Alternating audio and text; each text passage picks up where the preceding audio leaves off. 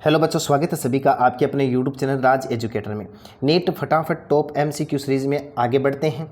Animal physiology का आज second chapter शुरू करते हैं, शरीर द्रव्य तथा परिसंचरण, body fluid and circulation.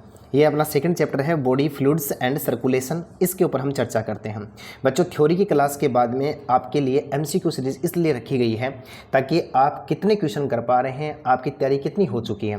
Preparation को बहुत स्ट्रॉन्ग बनाना है, टाइम अपने पास में बहुत कम है, इसलिए क्लास के साथ में शुरू से ही जुड़ जाइए और अंत तक लगातार बने रहिए। प्रत्येक क्वेश्चन में दिए गए ऑप्शन के बारे में सोचो कि इसका वास्तव में करेक्ट आंसर क्या हो सकता है। इमेज पावर को बढ़ाइए, इमेज पावर को बढ़ाइए। आप कितना सोच सकते हैं, कहाँ से ये क्वेश्चन पुट किया गया है, इन सब बातों का ध्यान रखना है।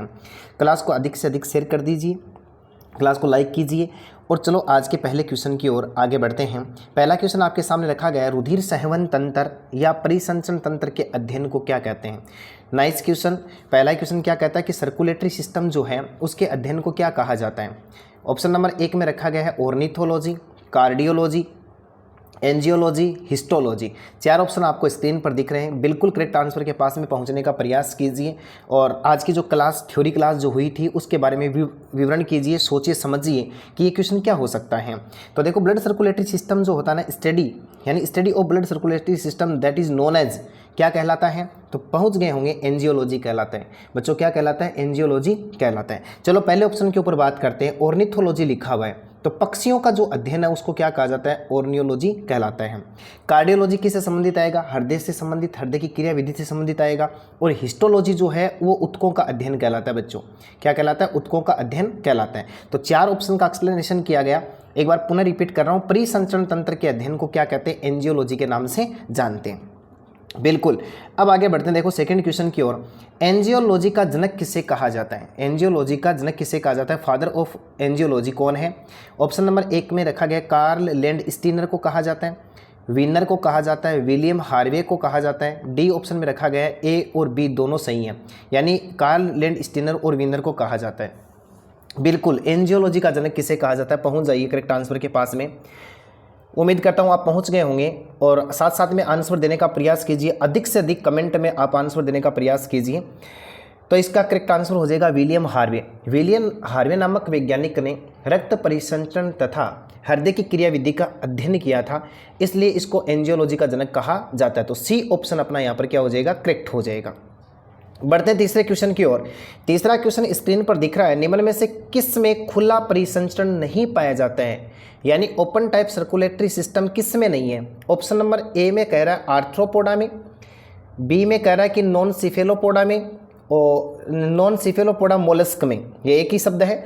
और सी ऑप्शन में कह रहा है कि एनेलिडा में, और डी कह रहा है कि ऑल ऑफ दीज, कि इन किसी में भी क्या नहीं पाया जाता, ओपन टाइप सर्कुलेटरी सिस्टम नहीं पाया जाता है। अब क्लास को इमेज कीजिए और पहचान कीजिए कि इन 4 में से, भाई 4 वाला ऑप्शन तो है ही नहीं, 3 आपके सामने पड़े, इनमें से किस में खुला परिसंचरण नहीं पाया जाता है। तो बच्चों याद करना, आर्थ्रोपोडा जो होते हैं, मोलस्क का प्राणी जो होते हैं, नॉन सिफेलोपोडा मोलस्क का जो प्राणी होते हैं, उनके अंदर तो खुला परिसंचरण पाया जाता है। लेकिन एनेलिडा से लेकर के कोर्डेटा संघ तक के जो प्राणी होते हैं उनमें क्लोज टाइप सर्कुलेटरी सिस्टम पाया जाता है। तो सी ऑप्शन यहाँ पर क्या हो जाएगा, करेक्ट हो जाएगा। बिल्कुल। बढ़ते हैं अगले क्वेश्चन की ओर। 4 नंबर क्वेश्चन देखो, मानव रक्त में, देखो मानव रक्त पानी से कितना अधिक विस्कासी होता है। बहुत शानदार क्वेश्चन है। मानव रक्त पानी से कितना अधिक विस्कासी होता है।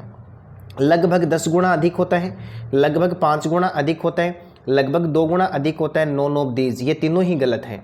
तो बिल्कुल इमेज कीजिए कि क्या हो सकता है इसका करेक्ट आंसर। पहुंच जाइए, बिल्कुल आंसर देने का प्रयास कीजिए। हाँ, तो इसमें सी ऑप्शन क्या हो जाएगा, करेक्ट हो जाएगा, या सॉरी बी ऑप्शन क्या हो जाएगा, करेक्ट हो जाएगा। लगभग 5 गुना, लगभग कितना गुना होता है, 5 गुना अधिक विस्कासी होता है। सर जी विस्कासी क्या होता है, जिसमें बहने का गुण ज़्यादा पाया जाता हो, जिसमें बहने का गुण क्या पाया जाता हो, ज़्यादा पाया जाता हो। अब आगे बढ़ते हैं। मानव रक्त है, very very simple question and important question. देखो क्या रखा है कि तरल संयोजी उत्तक होता है, हल्का क्षारीय होता है, स्वाद में नमकीन होता है, ऑल ऑफ दीज होता है। बिल्कुल, इसमें डी ऑप्शन करेक्ट हो जाएगा। सिंपल क्वेश्चन है इसलिए सीधा आंसर के पास में जाता हूं, क्योंकि मानव का जो रक्त होता है वो तरल संयोजी उत्तक भी होता है, हल्का क्षारीय भी होता है, स्वाद में नमकीन होता है। बिल्कुल, ये तीनों गुण किसके अंदर पाए जाते हैं, मानव के रक्त में पाए जाते हैं। आगे बढ़ते हैं। हिस्टामिन, सीरोटोनिन तथा हिपेरिन का स्राव किया जाता है। देखो क्या लिखा हुआ है, स्टामिन का स्राव, सीरोटोनिन का स्राव, हिपेरिन का स्राव किया जाता है न्यूट्रोफिल के द्वारा किया जाता है, बेसोफिल के द्वारा किया जाता है, इओसिनोफिल के द्वारा किया जाता है, मोनोसाइट के द्वारा किया जाता है। 4 रक्त कणिकाएं आपके सामने स्क्रीन पर दिख रही है, न्यूट्रोफिल, बेसोफिल, इओसिनोफिल, मोनोसाइट। इनमें से किस रक्त कणिका के द्वारा हिस्टामिन, सीरोटोनिन, हिपेरिन का स्राव किया जाता है? बिल्कुल आंसर दीजिएगा, बिल्कुल बिल्कुल। तो पहुंच गए होंगे करेक्ट आंसर के पास में। बेसोफिल रक्त कणिका ऐसी होती है जिसके द्वारा हिस्टामिन, सीरोटोनिन और हिपेरिन का स्राव किया जाता है। बिल्कुल, आगे बढ़ते हैं। रक्त प्लाज्मा में प्रोटीन की प्रतिशत मात्रा बताइए। बहुत शानदार क्वेश्चन रखा गया कि रक्त प्लाज्मा जो होता है उसमें प्रोटीन की प्रतिशत मात्रा कितनी होती है। ऑप्शन नंबर ए में रखा 8 से 10%, बी में रखा 6 से 8%, सी में रखा 90% और डी में रखा 15%। तो बिल्कुल पहचान कीजिए कि रक्त प्लाज्मा में प्रोटीन की प्रतिशत मात्रा कितनी होती है। पहुंच गए होंगे आप। देखो क्या होता है, हम थोड़ी सी बात कर लेते हैं। ब्लड को 2 भागों में बांटा गया है, या रक्त 2 भागों से मिलकर के बना होता है। एक इसका प्लाज्मा वाला भाग होता है और एक इसका रक्त कणिका वाला भाग होता है, ब्लड सेल वाला, बीसी वाला होता है। प्लाज्मा के अंदर 90% जल पाया जाता है, 10% क्या पाए जाते हैं, कार्बनिक और अकार्बनिक यौगिक पाए जाते हैं। कुछ किताबें लिखती हैं 8 से 10%। इस 8 से 10% के अंदर 6 से 8% क्या पाई जाती है, प्रोटीन पाई जाती है।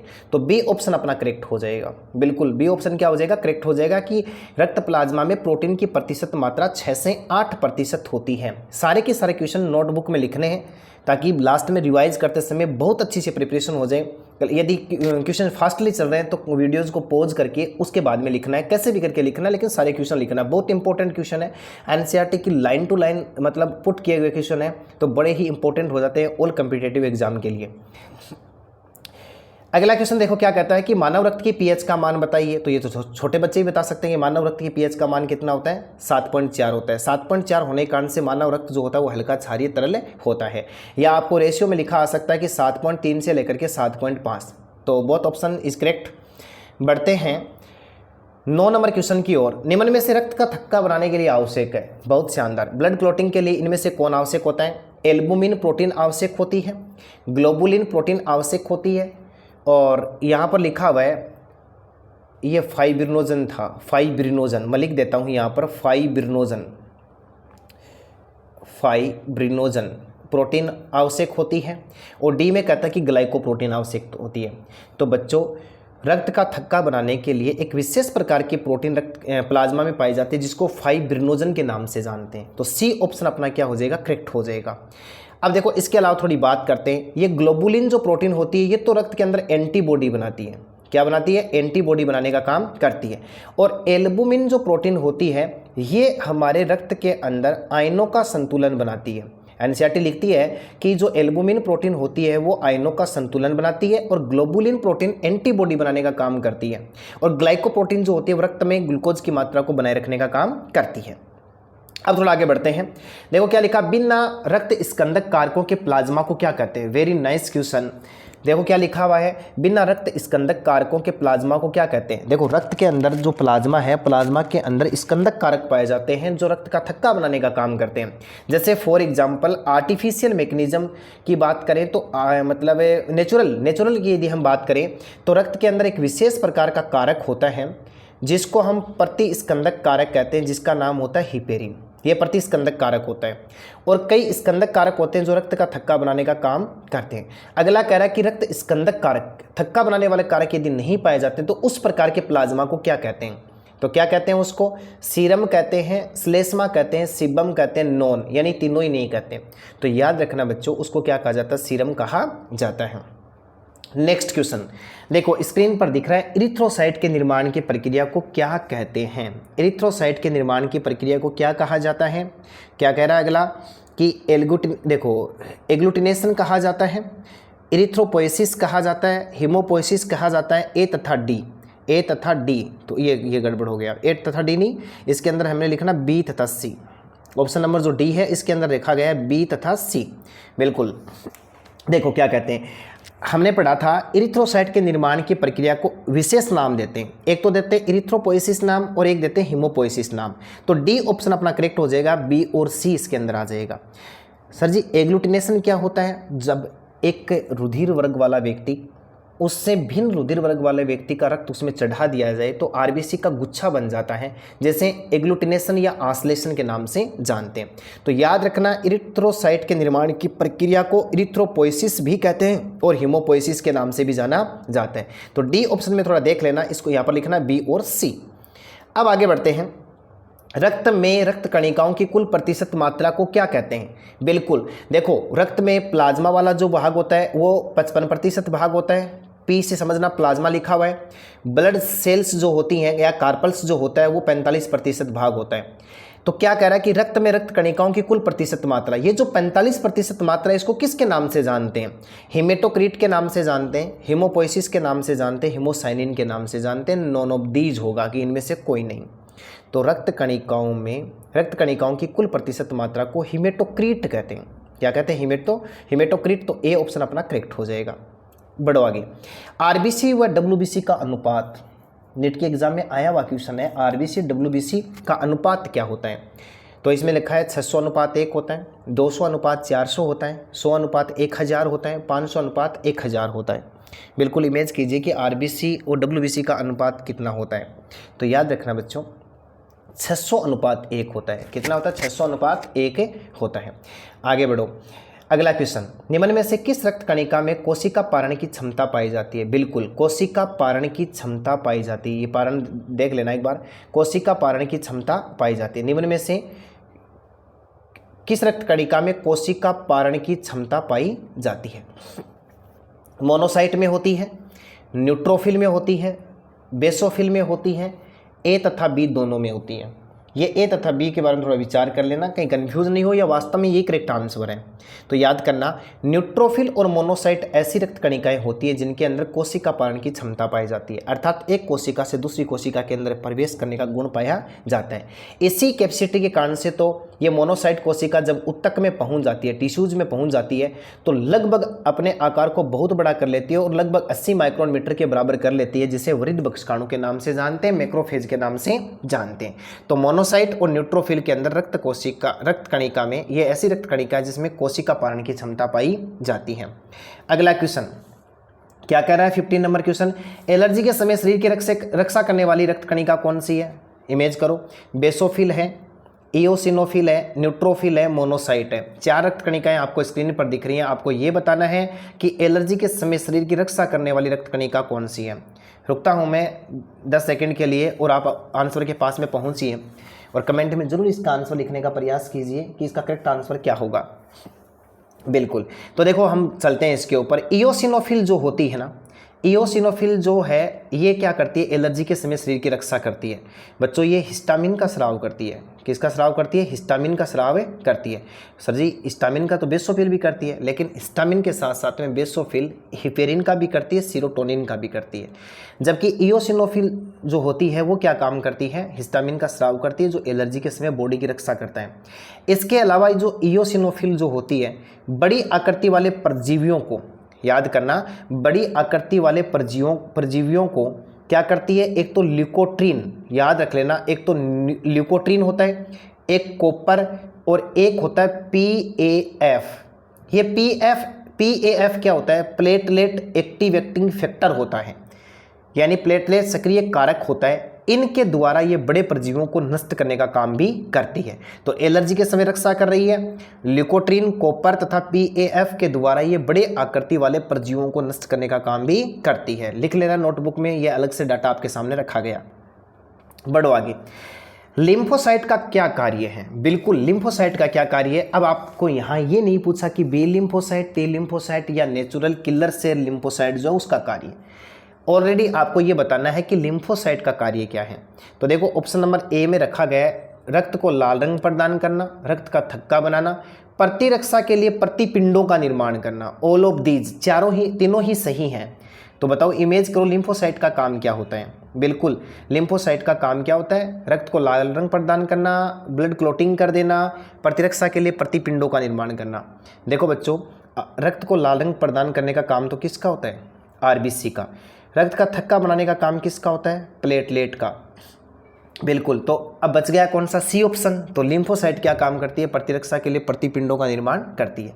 तो यहाँ पर सी ऑप्शन अपना करेक्ट हुआ। अब देखो 17 नंबर क्वेश्चन आपके सामने स्क्रीन पर दिख रहा है। मृत आरबीसी का भक्षण निम्न में से किस में होता है? मृत आरबीसी का भक्षण निम्न में से किस में होता है? अमाशय में होता है, अग्नाशय में होता है, तिल्ली में होता है, ऑल ऑफ दीज, यानी इन तीनों के अंदर ही होता है। तो याद रखना, मृत आरबीसी का भक्षण होता है तिल्ली में, और तिल्ली को क्या कहते हैं? प्लीहा, या इसको क्या कहा जाता है? स्प्लीन कहा जाता है। ये तीनों नाम याद रख लेना, स्प्लीन, प्लीहा, तिल्ली। बिल्कुल, मृत आरबीसी का भक्षण होता है, इसलिए प्लीहा को मृत आरबीसी का कब्र भी कहा जाता है या कब्रिस्तान भी कहा जाता है। आगे बढ़ो। 18 नंबर क्वेश्चन में क्या दे रहा है? निम्न में से किस कोशिका को सत्य कोशिका कहते हैं? आरबीसी को कहते हैं, डब्ल्यूबीसी को कहते हैं, प्लेटलेट को कहते हैं, ए और सी को कहते हैं। सत्य कोशिका, ट्रू सेल कौन सी है इनमें से? बिल्कुल इमेज करो। निम्न में से कौन सी कोशिका को सत्य कोशिका कहा जाता है? तो बिल्कुल पहुंच गए होंगे। डब्ल्यूबीसी को क्या कहा जाता है? सत्य कोशिका कहा जाता है। सर जी इसको डब्ल्यूबीसी को सत्य कोशिका क्यों कहते हैं? तो आपको याद रखना है कि डब्ल्यूबीसी जो होती है इसके अंदर केंद्रक पाया जाता है, और केंद्रक वाली कोशिका सत्य कोशिका होती है, वास्तविक कोशिका होती है। आरबीसी और प्लेटलेट के अंदर केंद्रक नहीं पाया जाता। अब आपको दो अपवाद बताने हैं कि ऐसे कौन से स्तनधारी होते हैं जिनकी आरबीसी में केंद्रक पाया जाता है, ये आपको बताना है। तो ठीक है, तो इसमें करेक्ट आंसर क्या हो जाएगा आपके पास में? बी हो जाएगा, यानी डब्ल्यूबीसी को क्या कहते हैं? सत्य कोशिका कहते हैं। अगला क्वेश्चन, एबियो तंत्र की खोज किसने की थी? कार्ल लैंड स्टीनर ने की थी। कार्ल लैंड स्टीनर ने, स्टीनर यहाँ लिख देता हूँ, स्टीनर ने की थी, विनर ने की थी, विलियम हार्वे ने की थी, हुक ने की थी। तो सिंपल क्वेश्चन है, कार्ल लैंड स्टीनर नामक वैज्ञानिक ने एबियो तंत्र की खोज की थी। अगला क्वेश्चन, रुधिर वर्ग की वंशागति के बारे में किसने बताया? बिल्कुल, हेरिडिटी ऑफ ब्लड ग्रुप, यानी ये बात किसने बताई थी? तो देखो बात करते हैं। बर्नस्टीन ने 1824-25 में, बर्नस्टीन ने 1924-25 में, विनर ने 1924-25 में, विनर ने 1824-25 में। बिल्कुल पहुंचने का प्रयास कीजिए। ये डेट जो होती हैं वो घुमाने के लिए आपको दी गई हैं, और कहाँ तक आप पहुंच पाते हैं, कितना याद रख पाते हैं। बर्नस्टीन 1924-25 में क्या हुआ था, यानी उन्होंने बताया था कि रक्त की वंशागति किस प्रकार से होती है। तो बी ऑप्शन अपना क्या हो जाएगा? करेक्ट हो जाएगा। तो इस परिसंचरण वाले चैप्टर से आपको ये पहला पार्ट देखने को मिला, जिसमें इम्पोर्टेंट 20 क्वेश्चन आपके सामने रखे गए। क्लास को अधिक से अधिक शेयर कीजिएगा ताकि मनोबल बढ़े, ऊर्जा मिले, और वो ऊर्जा आपके लिए बहुत फ़ायदेमंद होने वाली है। एनसीईआरटी और जितने भी टॉपिक से रिलेटेड जितने भी डाटा होते हैं जो एग्ज़ाम की दृष्टि से महत्वपूर्ण होते हैं, हम किताब तक, बुक तक सीमित रहने वाले नहीं हैं। आसपास की सारी चीज़ें आपके सामने रखेंगे, तो बिल्कुल विश्वास कीजिएगा और आगे बढ़िएगा। धन्यवाद।